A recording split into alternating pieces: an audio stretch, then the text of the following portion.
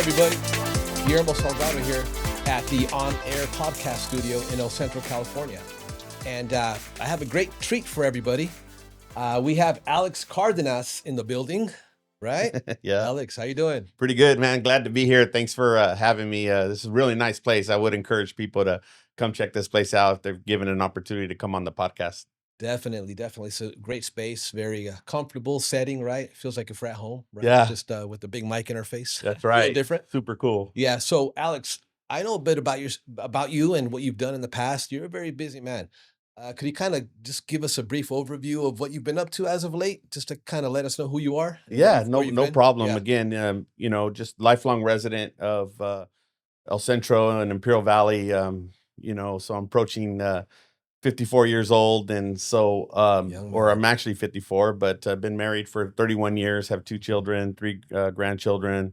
The great thing about that, they all call this place home. El Centro and Yes. the Imperial Valley is it's a gem. It's an uncut gem. Exactly. So lifelong resident. Been in politics for the last 12 years, approaching 13. 5 years on the city council, was mayor once, and then jumped over to water and power with the Imperial Irrigation District. So serving 2 full terms there, been chairman twice of that incredible board. And so we're pursuing a 3rd term. And so I'm really excited about that. Love water and power, natural resources. Probably the most important thing that I enjoy on the IID board is being able to balance power. And what that means is that you can set your own rate subject to a cost of service study. So the fact that, I can sit on the board and work with my colleagues and our general manager and our executive management and the community and put out a rate that's affordable and services that are reliable. So when they turn the light on, the electricity comes on, especially with some of the climate challenges that we have here, is something that I really enjoy. Yeah. So being able to do that again with the team and the community is something that I'm very proud. And, very proud that Imperial Irrigation District has the lowest rates in California. And we're going to continue to do that. I know that we have the team, we have the resources, we have the community, and my parents struggle in the summertime when it comes to their power bills. So really enjoy being part of the board, and reinvesting back in the community, something that I very passionate. And that's just on the political side, on my day jobs. Well, I got a couple of those too. So work with CASA, so court appointed special advocates, work with foster children. It's a really tough situation for those kids. So got about 60 volunteers, got a great staff. We represent about 375 children in Imperial County, and the mission, we got 3 keystones: 1, child safety; 2, permanency; and then the 3rd, well-being. So I've been doing that Yes. for about 17 years now, actually. Wow. And then I love teaching. So was able to teach at Columbia College, I remember University that. of Phoenix. Did some great work there. And now teaching at Palo Verde College in Blythe. So love giving back, serve on a lot of different boards. How do you do it? You do so much. Oh my goodness. It's just I enjoy it. I got a great wife. We got a team of people. We got a brain trust, and anything we can do to give back to this community. This place is amazing. It is, and we're really now establishing an identity. So just a little bit about me, and again, looking forward to serving 4 more years on that IID board. Yeah, this podcast came at the perfect time because I do see your face plastered on every major street and corner, right? So you're doing great work. Highly admirable, your work ethic and what you've done for the community. You have to respect work ethic, and you roll up your sleeves and you're out there. You're putting in sweat equity in everything you do. So I respect that so much. So keep on doing what you're doing. Alex did work for a brief moment at Columbia, taught a couple of business courses for Columbia College. So that was beautiful to see. Just a quick follow-up question on the IID. What are the state of affairs at IID? If you have anything to share. IID is a monster. We're approaching 115 years here in the Imperial Valley. 90 of those years have been in the power business. We're 1,400 employees strong. We generate about 1.2 gig. We actually provide about 1.2 megawatts, or 1,177 megawatts of power to not only Imperial Valley but the Coachella Valley as well. And these are some very challenging times, especially on the power side. So on the power side, you got some geopolitics out there. You got some renewable energy mandates. You got electrification that's happening here in California. You know, those mandates have cost.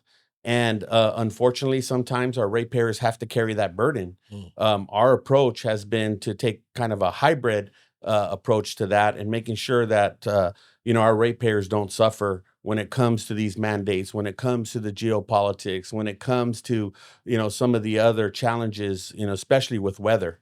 In February this year, we experienced something we've never experienced before. And we experienced the hottest month on record in the month of February. We typically don't see 600 megawatts in terms of our entire grid in February. We maybe see that in April and June. We saw that in February. That was something major. Fortunately, we had the resources to keep up with the heat, and we had folks running their air conditioner in February. So it's tough. It's really, Yeah. really tough. And so when you look at the state of affairs, what our priority right now is that we have to reduce our dependence on the market. Mm. And instead of buying power in the open market, importing it, dealing with all Yeah. those costs, the best approach to all of this is to self-generate. And Mm. so when you drive down Dogwood on the east side of El Centro, you see that generation plant. And Mm. those IID workers that work there 24/7, keeping those lights on, that is our signature generation asset. Mm. And it's past its useful life. Yeah. So we've got to make an investment into that generation asset, and that's what we're doing. So the next 15 years, we're going to see about $300 to $400 million a year, every year in the next 15 years, making an investment back into the IID. This is probably the most thing I'm excited about the most is being able to reinvest back into our plant, giving our employees the resources. So when my mom and my dad, who struggle to pay their bill, they at least know Yeah. that number one, they have programs that are available to them, but Exactly. most importantly, that light's going to turn on, especially when it comes to their medical equipment. So my Mm. father's battled cancer a couple times, but he has a lot of medical equipment in his house, and I want to make sure that power comes on. So when it comes to the power, we're making a substantial investment back into the IID. We have a capital improvement plan. We have an asset management plan. Mhm. We have a Gantt chart that's Okay. going to show the community where we're reinvesting. That's big. And then on the water side, very challenging times on the water. The hydrology right now along the Colorado River Okay. is causing some major concerns. We have a $3 billion ag industry Mm. here in Imperial Valley. Mhm. One out of every 6 jobs is ag related. Okay. Ag is king here, and Mhm. you don't have ag if you don't have water. So, fortunately, we have a perfected water right, and we're going to defend it rigorously. The only challenge that we do have, aside from the hydrology, is the fact that if that water doesn't make it down here, because our only source of water is the Colorado River. Okay. I So know. we have to be sensitive to the discussions. We have to be sensitive to the hydrology. But what we don't do is renegotiate that water right. You have candidates out there that say we need to renegotiate that. That is the worst possible strategy to use, is to renegotiate a perfected water right. Okay. I see. So fortunately, our current board and staff, they're welded together in ensuring that we're protecting our water right, keeping that ag industry going, making sure that we're creating that economy and feeding the world, because that's what Imperial Valley does, is That's feed what the we do. world. Exactly. And all those ancillary and additional businesses related to ag is something that is important. So hydrology and power, sorry Right for the on. No, long way that's around the mountain here, but power and water, those are the key areas that is really affecting the future of the Imperial Valley. yeah, because without the IID, the valley's no longer existing, right? So we need water, we need energy, and all the different constituents are always concerned about having a good person that is known and is credible to vouch for us or try to get the best deal, right? So, Yeah. Alex, I believe you're the finest candidate out there, quite honestly. So, keep on doing the good work. So, you talked about sustainability and economic development in investing into the IID. How do other projects kind of fall into place with the IID, such as the hot topic now is the data centers, right? Yeah. So, what do you think, or where is that out right now today, and what would it bring to the valley? Yeah. So, data centers are a hot topic, not only here in Imperial Valley, but all over the country. The fact that we're a publicly owned utility, what we call a POU, there's what's a POU, which is like IID, publicly owned, and there's an IOU, investor owned, like SDG&E or Edison. Um, the IOUs, the investor owned utilities, they're responsible to shareholders. And that's why traditionally their rates are 50% higher than IID. We're an investor. We are a publicly owned utility. So our publicly owned utility is subject to the 5 people that get elected to the board. Mm. Because we have our own balancing authority, one of 38 in the Western grid here, we get to set our rates. Now, we are tethered to a cost of service. So we cannot charge you more than our cost of service. So when you look at IID, Mhm. you look at it that our responsibility is to cover our cost. We're not here to make a profit. We're here to ensure that costs are recovered, and not only by our residential ratepayers, but also folks like data centers that want to use a large or want large load service. So we are subject to predatory developers.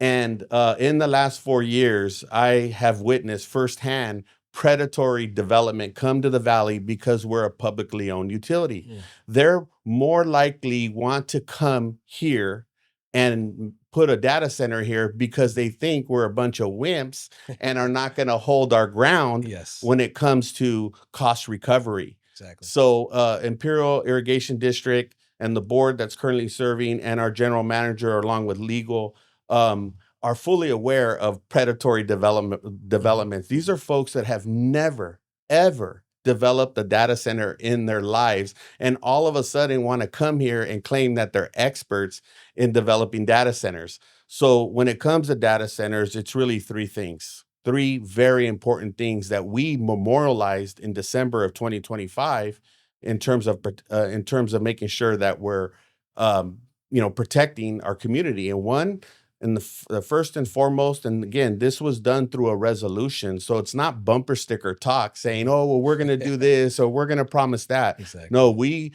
memorialized our position as a full board through Resolution 37-2025 in December that basically says 3 things. Number one, ratepayer protection is a non-negotiable. Our ratepayers will be protected.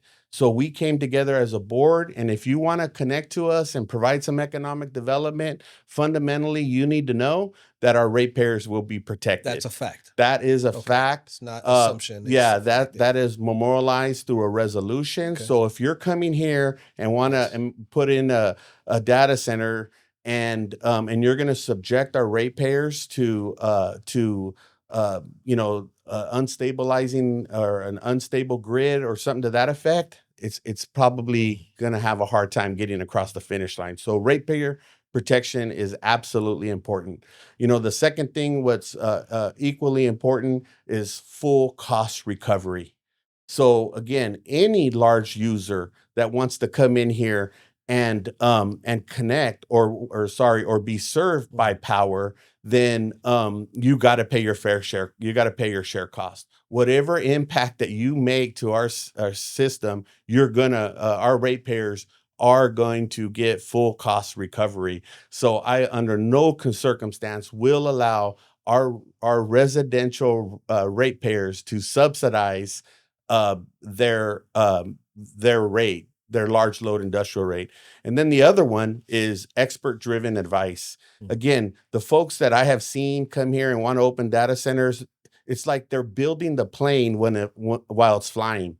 That is the wrong approach to build the data center and constantly move the goalposts because you don't have the experience to build the data center. So when it comes to us, back to the three core issues: number one, ratepayer protection; number two, full cost recovery; number three, you better have a team of people that understand how data center works. There was a suggestion on a data center, because you're talking about noise pollution, you're talking about sonic pollution, and they're throwing out ideas like, let's put an earth berm around a data center to mitigate the noise pollution. I'm not sure if that's expert driven advice. It doesn't sound like it, right? Yeah. But again, when it comes to large load interconnection, you're going to have to ensure that our ratepayers are being protected, that you're going to pay your full cost share, and you're going to need expert advice. And kind of the bonus side to that resolution is full-blown transparency. Our community, when it comes to dealing with IID, you will have a seat at the table. You will have an opportunity to express your opinions. You will have an opportunity to exercise your First Amendment right. So that's critical. And then on the environmental side, because we've heard about the water demands. Again, if you want water from IID and you want to follow up with an application, guess what? You will be subject to environmental laws, and you will have to follow CEQA. So anytime people want to get into a water agreement or get into a power agreement, you're gonna be studied. You're gonna we are gonna assess the impacts. You're gonna pay, and you're gonna and you're gonna follow environmental law. Period. Exactly. And so the folks that we typically deal with are folks that don't build planes while they fly. Okay. They have a very clear Yeah. process. So we have a lot of things coming that's going to provide those types of protections. That's great. So I'm not too familiar with the ins and outs of the project there.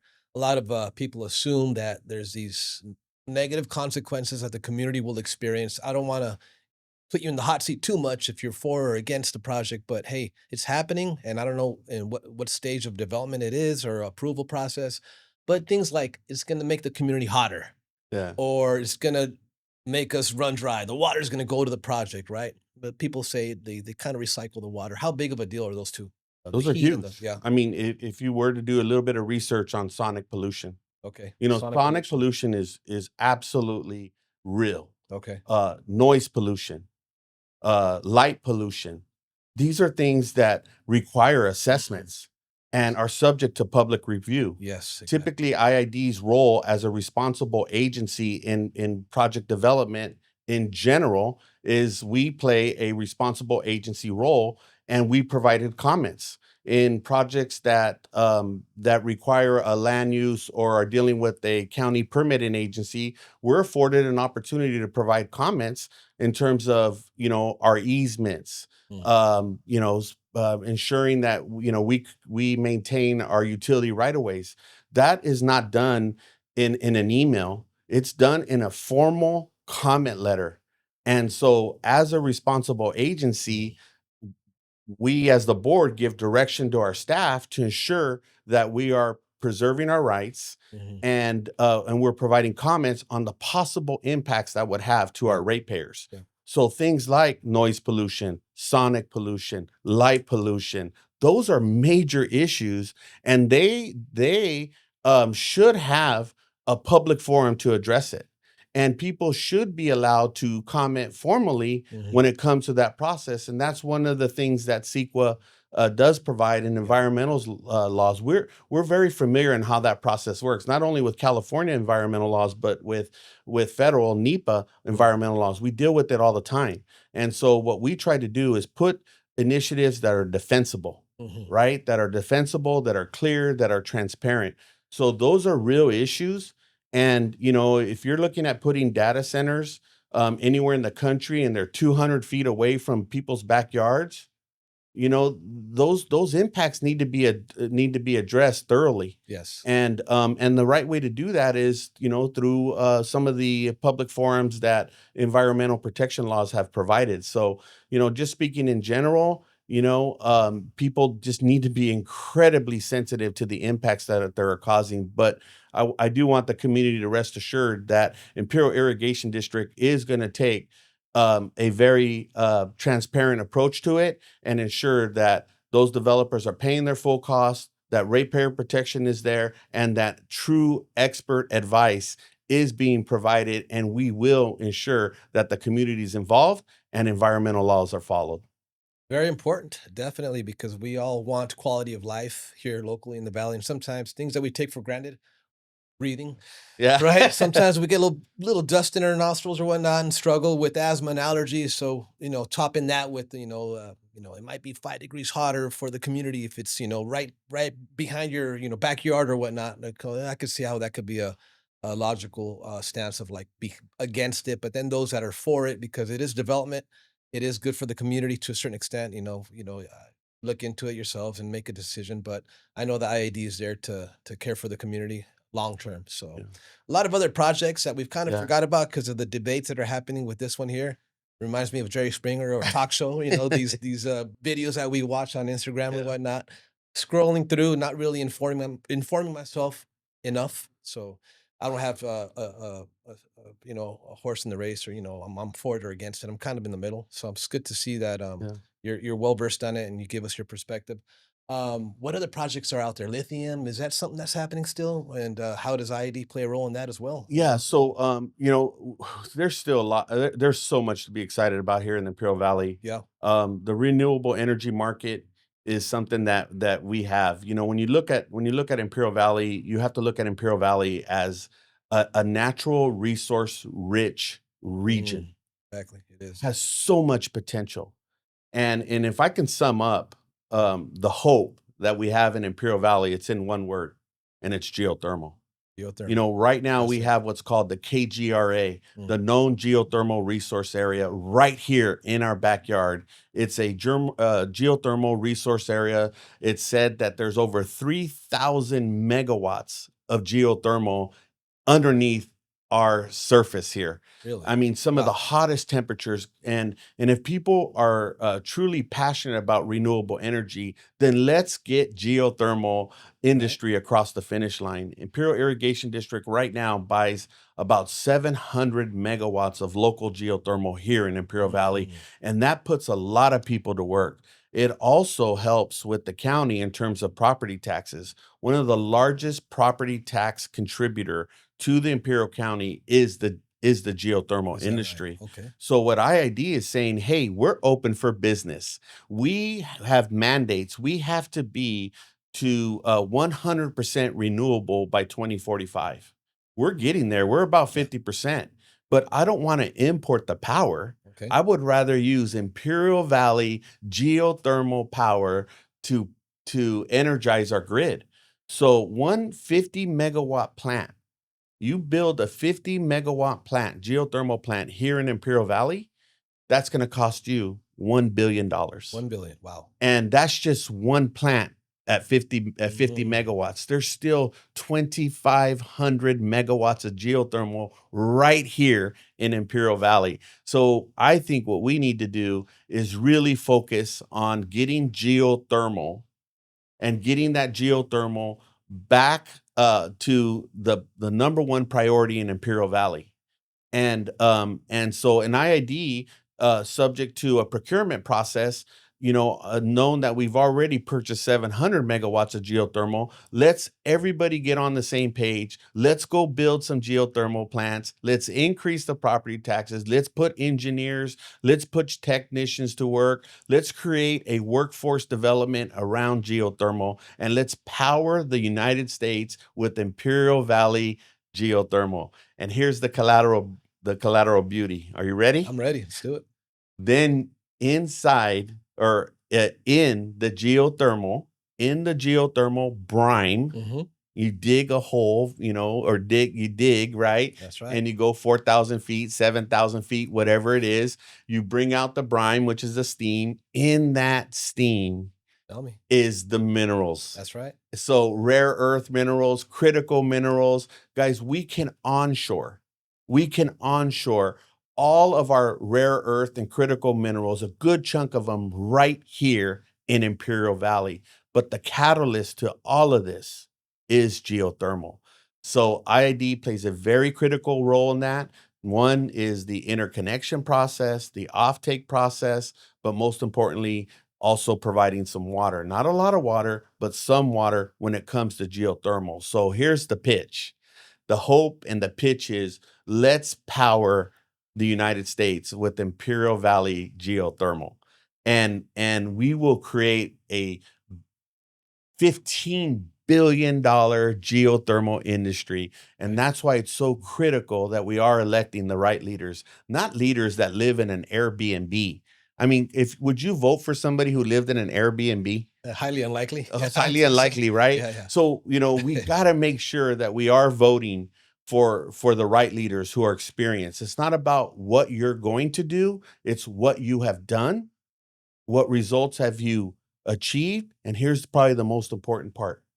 The most important part is, can you work together with your colleagues? Not agreeing with them all the time, but even disagreeing them, but being able to caucus and canvas with your peers in public. Yep. And making those points so that the community knows where you stand. Important. And moving forward. Yep. It is what's critical. So what I'm offering is, almost 13 years of elected service. Have I been a yo-yo sometimes? Absolutely, I've been a yo-yo. But you know what? The last 4 to 5 years have been awesome. We got a great board, great leadership. We don't always agree, but you know what we do is we keep moving forward. Exactly. I see this in you, Alex.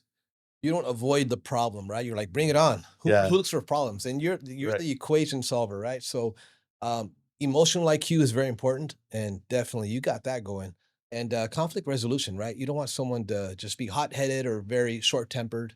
So no matter how hard a topic is or something to digest, you got to take your time and provide the feedback at the right time, and acknowledge the other perspective or opinion. So definitely something. A lot of things are happening in the valley for us. Yeah. I just brought up the lithium project because I know that was a hot topic a couple of years ago, and it is still on its way, right? What's that geothermal plant out there that's behind the mineral processing as well? Yeah, The so there's a lithium? couple there. The good Yeah. the good news is that, you got folks like Circa. I'm not sure if I'm saying, I know them as Energy Source, Control Thermal Resources. Oh yeah. You got There you go. BHER, Berkshire Hathaway Renewables. These folks are here for a reason. Yeah. And I do want to give credit to the county. The county actually did a really good job in working with the government, the federal government, because people are so interested in geothermal that there was some federal lands that were tied up. And so the county put out some advocacy to get the federal government to make those leases available.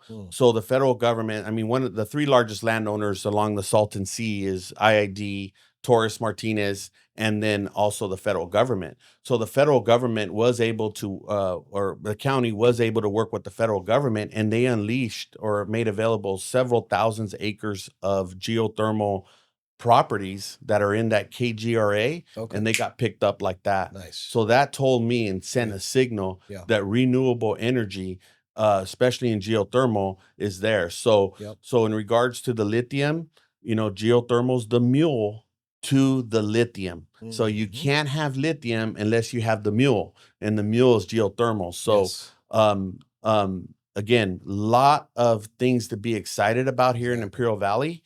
I'm super excited about the trade work that's coming. Electricians, pipe fitters, plumbers. These folks are making north of $35 an hour with a really good, healthy pension. And this is something that we should really get excited about. And we're at a point now where we got to start talking about two different things. One, workforce development around renewable energy. And then number 2, we got to start talking about housing, because our housing inventory is good, because we know what's happening. We've got a geothermal gold rush that's coming here, and they're asking us, and even though we're on the utility, they're like, workforce development. Where are these apprentices going to come from? And then number 2, where are they going to live? We want to know where they're going to live.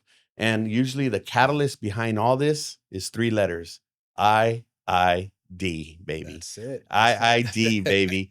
And so we're excited, but I do want to put one last plug in Yes, sir. for our farmers. Go for it. The $3 billion ag industry here. 1 out of every 6 jobs ag related.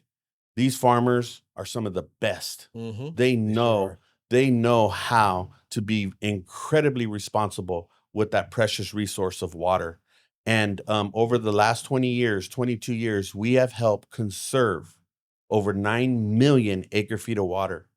And our goal is really right now is to continue to build elevation in Lake Mead, because that's where our water comes from. Okay. Because I need that water to keep moving downhill to Yes, Imperial sir. Valley.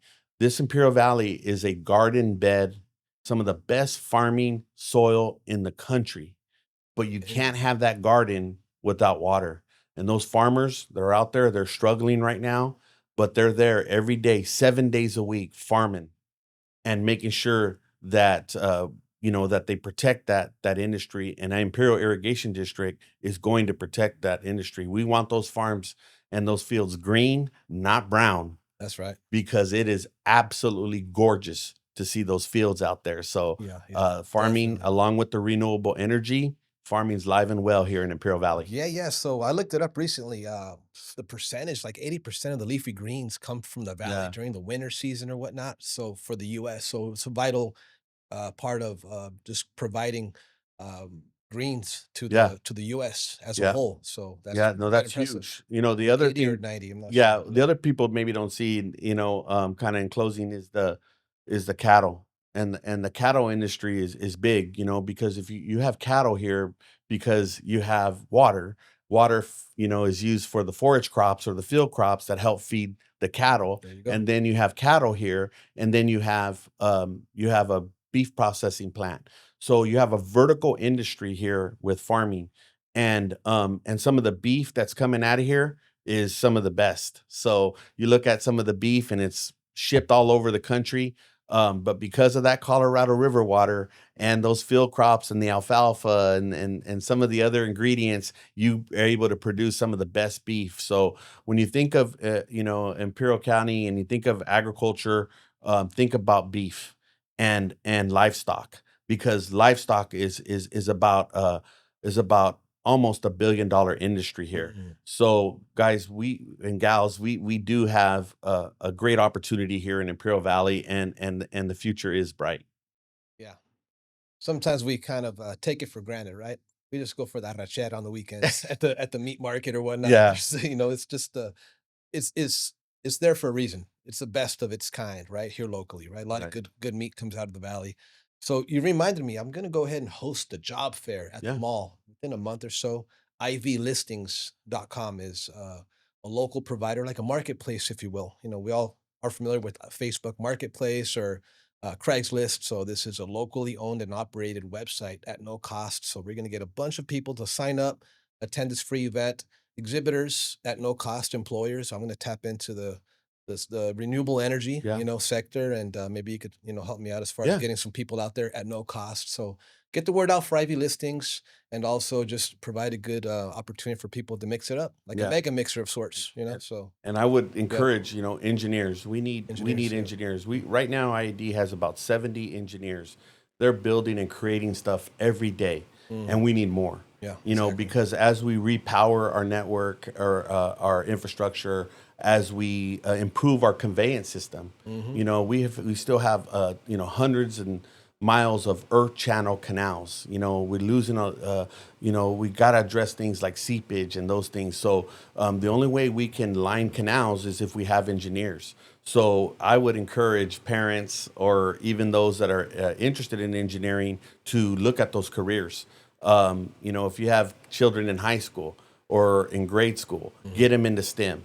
This is where our workforce development comes into play. But engineering right now in Imperial Valley is going to be big. The next thing are linemen or line women. Yes. We are going, Imperial Valley or IID is going to replace 8,000 poles in 5 years. Oh, let me say that again. Yeah. 8,000 poles in 5 years. Wow. All right. Anybody that's interested in becoming a lineman and going to lineman school, or women, and they're not scared of heights. Yes. And they have a good cadence in terms of climbing poles. That is a very promising career here in Imperial Valley. So the fact that we have that type of capital investment back in their infrastructure is something that's great. And I do want to touch on one last thing, if I may, is talk a little bit about our rates. And so in 2026, we're about 22 cents a kilowatt. And let me put that in perspective. That 22%